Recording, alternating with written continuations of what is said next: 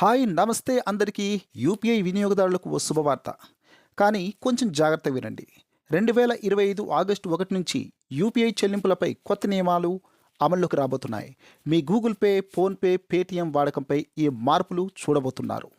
ముందుగా balance check గురించి. ఇకపై 50 సార్లు మాత్రమే బ్యాలెన్స్ చెక్ చేసుకోవడానికి అవకాశం ఉంది. మొబైల్ నంబర్తో లింక్ అయిన అన్ని బ్యాంకులు ఖాతాలు చూసే అవకాశం రోజుకు కేవలం 25 సార్లు మాత్రమే. ఫెయిల్ లేదా పెండింగ్ ట్రాన్సాక్షన్ ఉందా?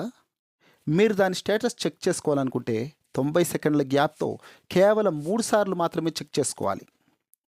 ఆటోపే మ్యాండేట్ విషయంలో ఒకటే మొదటి ప్రయత్నం, ఆ తర్వాత గరిష్టంగా 3 రిటైర్స్ మాత్రమే.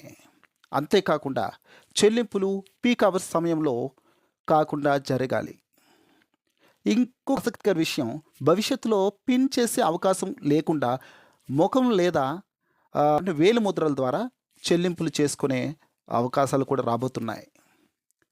ఇంకా ఏపీఐ కాల్స్ అంటే బ్యాంక్తో యాప్ మధ్య లావాదేవీల వేగం ఇకపై రెస్పాన్స్ 15 సెకండ్ల, రివర్సల్ 10 సెకండ్స్లో జరగాలి.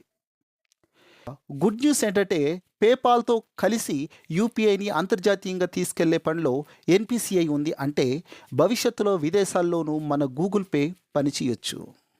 ఎంత మంచి న్యూస్ కదా.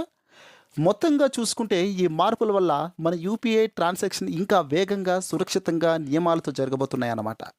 మీరు రోజు గూగుల్ పే లేదా ఫోన్పే వాడితే ఈ మార్పులు తప్పనిసరిగా తెలుసుకోవాలి. ఇలాంటి మరిన్ని అప్డేట్స్ కోసం మా ఛానల్ను సబ్స్క్రైబ్ చేయండి, లైక్ చేయండి. బాయ్.